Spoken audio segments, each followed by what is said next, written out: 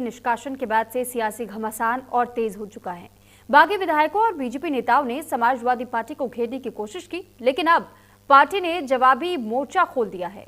सपा के प्रदेश अध्यक्ष श्यामलाल पाल ने न्यूज इंडिया से खास बातचीत में पूजा पाल पर सीधे आरोप लगाए। श्यामलाल पाल ने यह कहा है कि पूजा पाल ने छल और स्वार्थ की राजनीति की, पार्टी के भरोसे के साथ में गद्दारी की है। उन्होंने कहा कि पार्टी से गद्दारी करने वाले बागियों का असली चेहरा अब जनता के सामने आ चुका है। श्यामलाल यही नहीं रुके, उन्होंने इसे साजिश करार दिया और कहा कि पार्टी ऐसे लोगों को कभी बर्दाश्त नहीं करेगी। अध्यक्ष की पूरी एक्सक्लूसिव बातचीत न्यूज इंडिया संवाददाता के साथ शाहबुद्दीन के साथ में बातचीत करते हुए उन्होंने क्या कुछ कहा, सुनवाते हैं। समाजवादी पार्टी के प्रदेश अध्यक्ष श्यामलाल पाल जी। सर, कल जिस तरह से समाजवादी पार्टी ने आपके ही समाज की एक महिला को पार्टी से निष्कासित कर दिया, क्या कारण रहा कि इतने दिन बाद ये रिएक्शन हुआ, जबकि पहले भी कार्रवाई हो चुकी थी बागी विधायकों पे? कोई भी पार्टी, कोई भी संस्था वो विचारधारा से चलती है।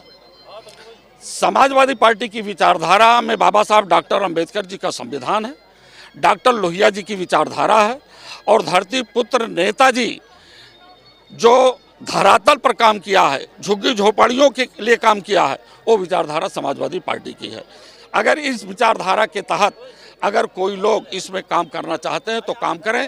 पार्टी किसी जात से, किसी धर्म से नहीं चलती है, क्योंकि बाबा साहब डॉक्टर अंबेडकर के संविधान में सभी धर्म मजहब को मानने वाले लोग और जो वास्तव में शोषित वंचित पीड़ित हैं वो भी इस देश की मुख्य कतार में खड़े हो सके, उनके चेहरे पर भी मुस्कान आ सके, उनके लोग भी तमाम प्रशासनिक पदों पर जा सके, ये व्यवस्था समाजवादी पार्टी की है।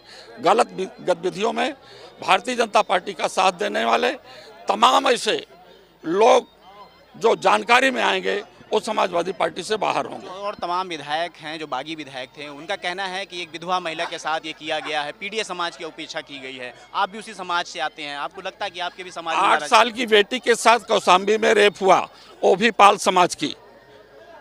पूजा पाल के स्वरूप में उसको देखें, उस रेपकारी लोग जेल में नहीं गए, बल्कि वो पीड़िता जो 8 साल की बेटी थी उसके साथ रेप करने वाले जेल में नहीं गए, उसके पिताजी जेल में गए। ये कितना बड़ा अन्याय है इस देश के शोषितों वंचितों के साथ। आपकी पार्टी पे आरोप लगा रही हैं कि अतीक अहमद जब मारा गया तो वो लोग निराश हुए। भारतीय जनता पार्टी का दूरबीन फेल हो चुका है, उनका आईना फेल हो गया है। मंचों पर अपराधी रहेंगे, लेकिन दूरबीन से भी उनको अपराधी नहीं दिखाई पड़ेंगे।